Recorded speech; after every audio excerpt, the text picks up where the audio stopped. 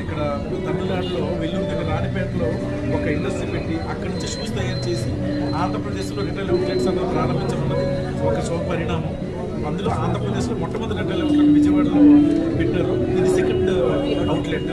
So ఇటువంటి outlets మరింతగా మన ఆంధ్రప్రదేశ్ అంతా విస్తృతంగా మీరు పెట్టి ఏదైతే మీరు యూరోపియన్ క్వాలిటీస్ తో చేస్తున్నారో ఇది సామాన్య ప్రజలకు కూడా అందుబాటులో తీసుకొచ్చి ఒక మంచి ధరకి ఒక మంచి క్వాలిటీ ఫుట్వేర్ అందించాలని చెప్పి నేను కోరుతున్నాను.